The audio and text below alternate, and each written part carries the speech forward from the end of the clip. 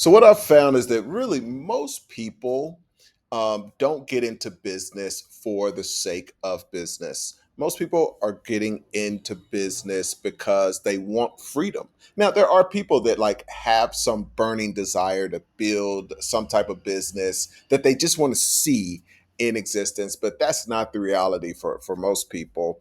And as we've built Acquisition Holding Company over the years and helped hundreds of families buy their first business and start to build out a strategic holding company. What I realize is that for most of those people, they would benefit from this tiny size strategy that we call Wealth Holdco.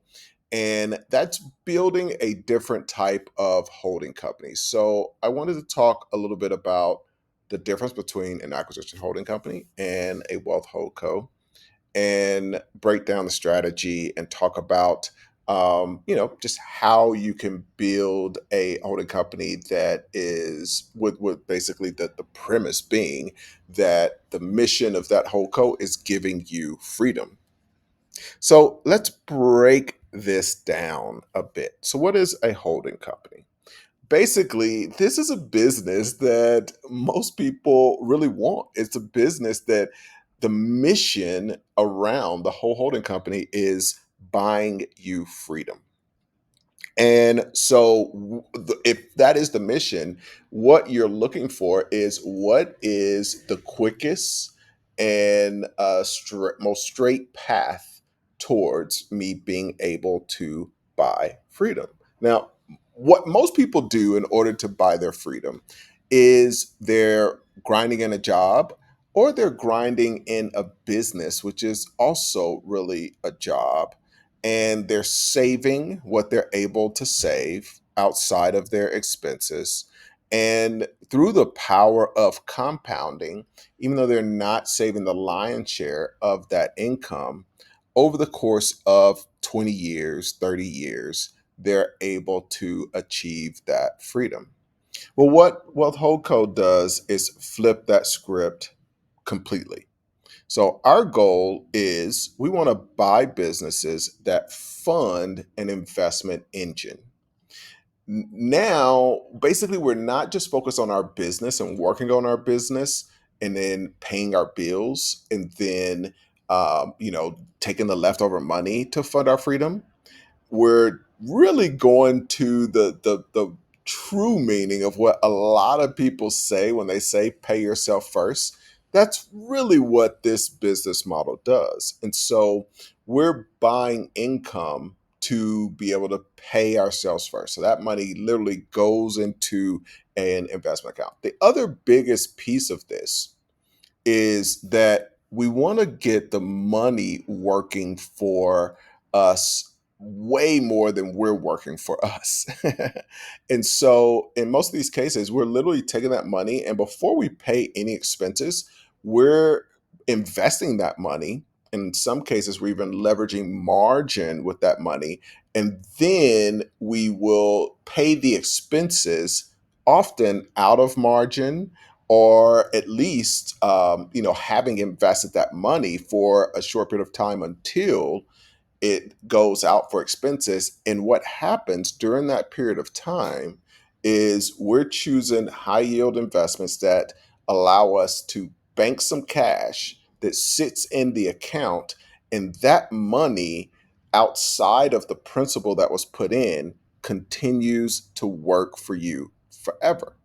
So that becomes your wealth. And so we're really building into the holdcos. We do each acquisition, which still we want to be strategic about the acquisitions. We're still doing strategic acquisitions where every acquisition should grow the business that you've bought before. So all of that still stays in place, right?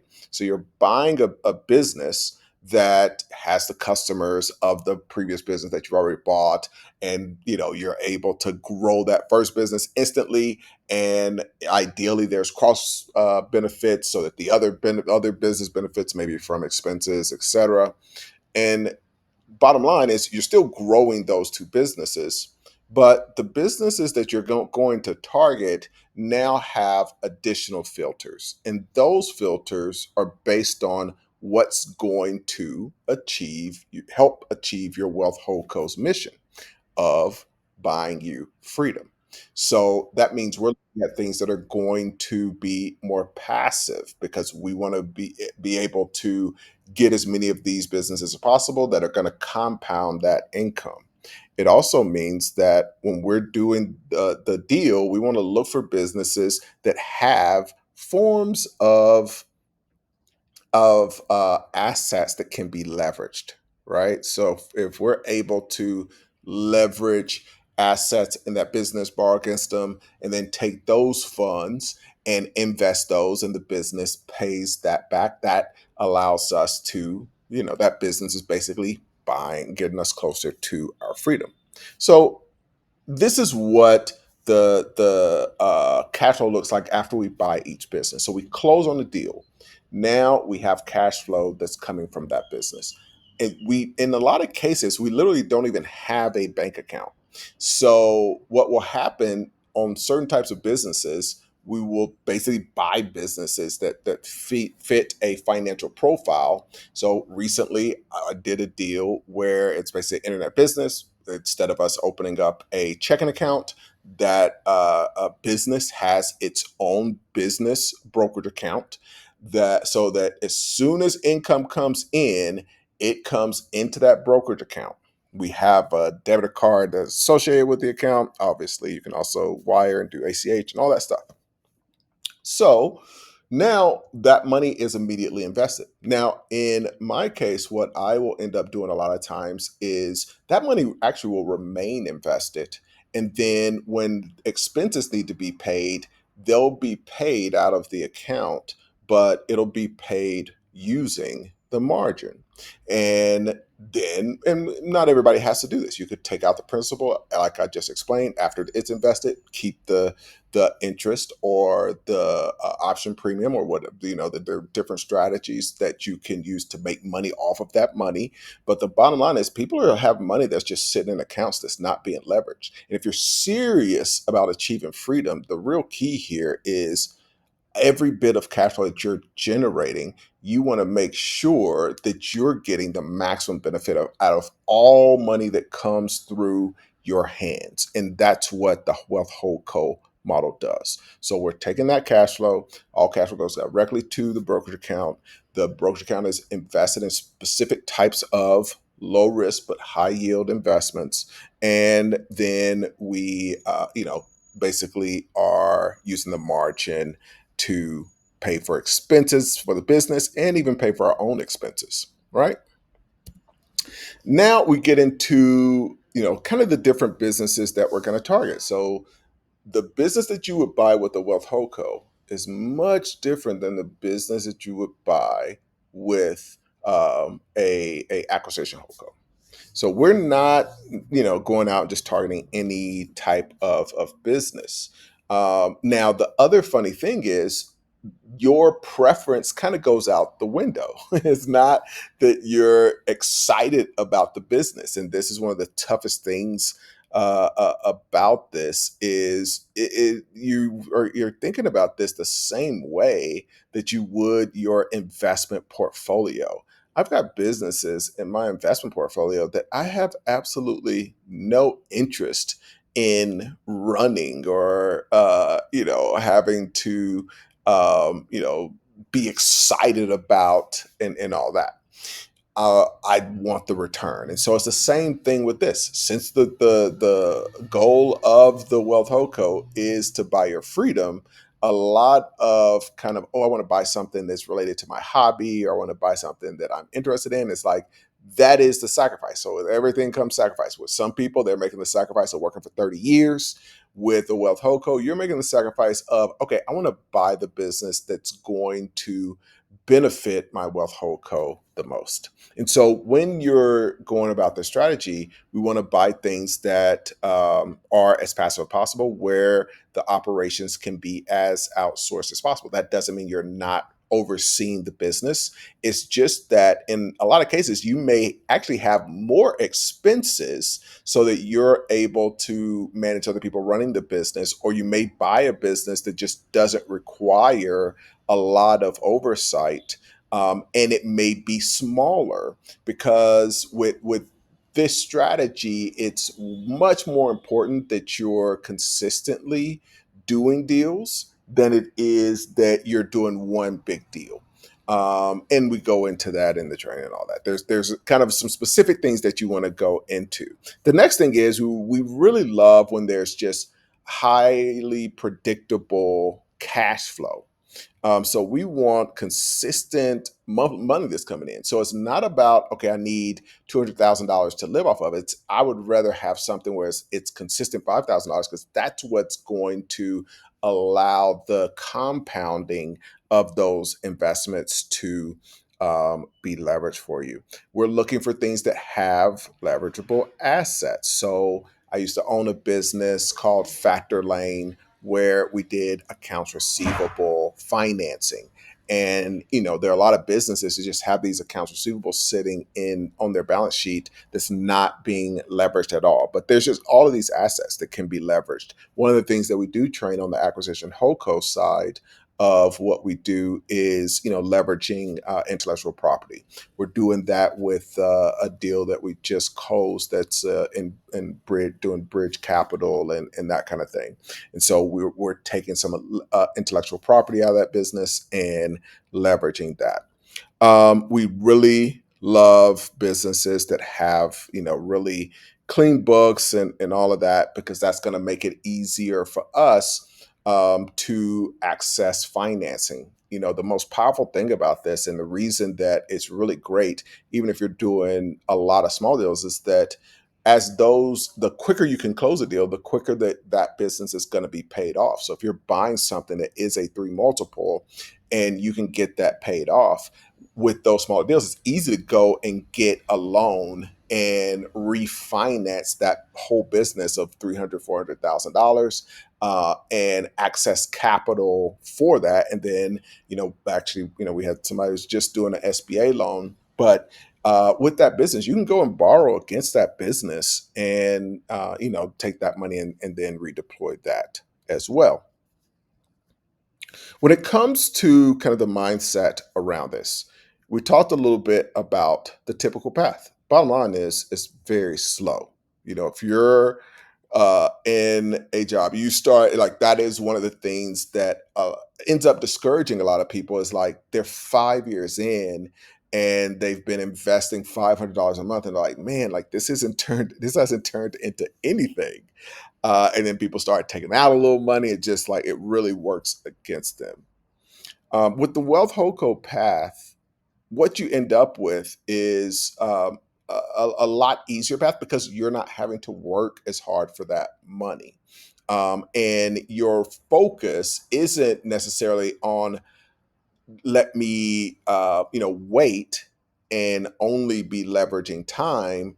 It's after I've gotten the first acquisition done, let me go find an acquisition that's going to increase the income of the first acquisition while also obviously bringing more income to the overall wealth holdco and speeding up this process. And so, how aggressive you're willing to be is how fast you're able to buy your freedom and move to the point that you're able to live off of yield.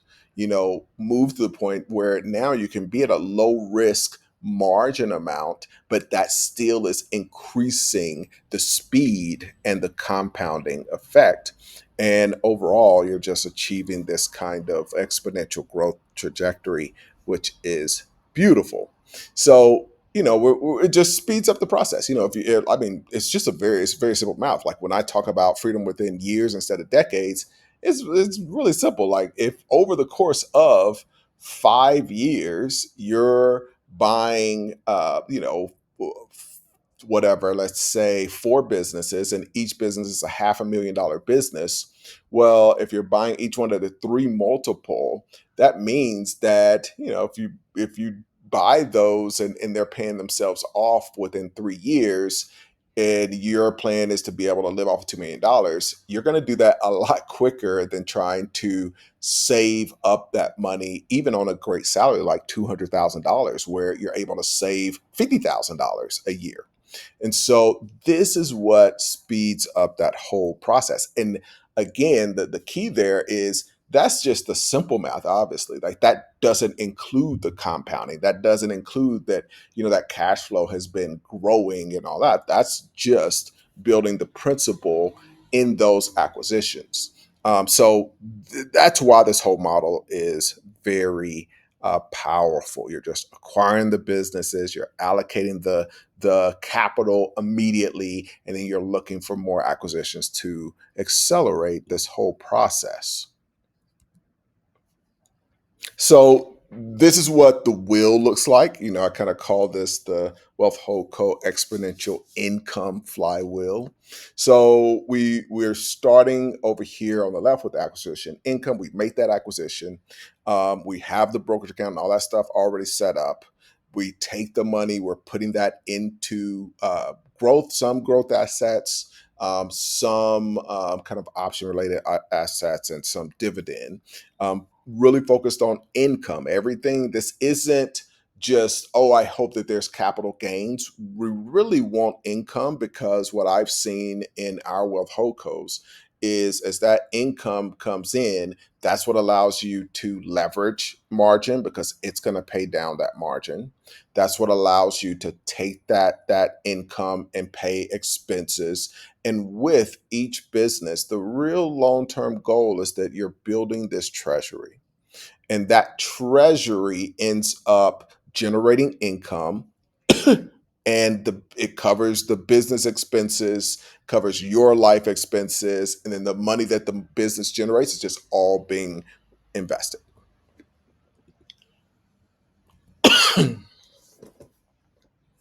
So this is what the compounding looks like.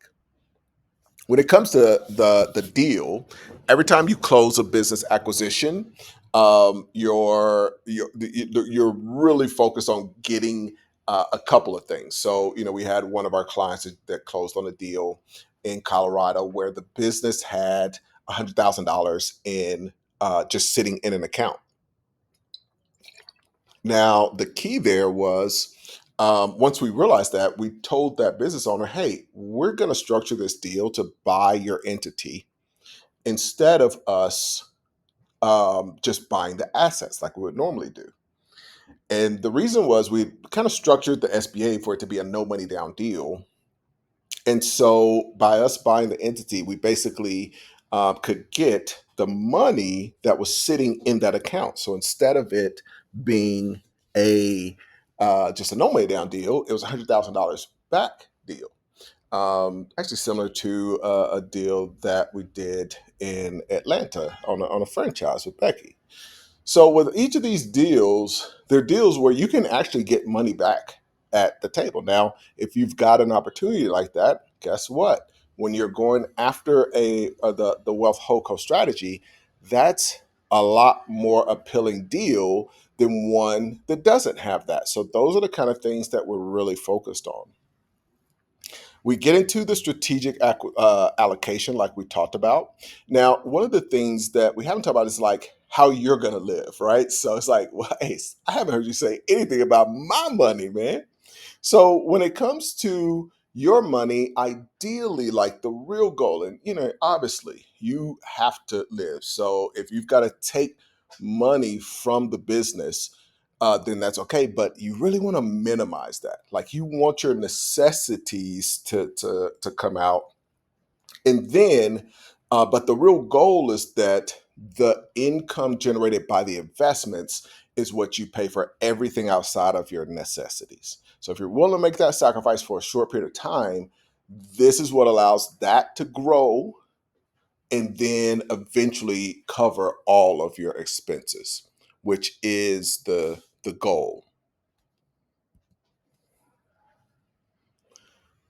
So with Wealth Holdco, the things that we're doing with the clients that we're working with so far is with each person, we kind of have this 90-day period of when you start, where we want to dig into your current situation because this is going to be different for each person. Basically, how we map out their their wealth holdco and the types of deals they should do and the types of investments, and everybody has different risk tolerance and all of that. And I'm not an investment advisor, so a lot of times that means going and talking to their financial advisor and them deciding, like, I'm not gonna, I don't care either way, right? Like, I don't have a dog in the fight. So if somebody comes back and is like, hey, I want to build this just off of treasuries, which is, a no risk option generating 4% right now, then that's great. If somebody else is like, hey, you know what, I'm comfortable going super aggressive and they want to use MSTY, like super aggressive, you know, I would recommend maxing out margin on it. But, they're like, hey, like, I'm going hardcore, then we go that route. But we kind of map out over those first 3 months where we're having a lot of different meets actually, and but mapping out that process. Then we get into, especially once they start to close deals, structuring the SPVs as they close each deal.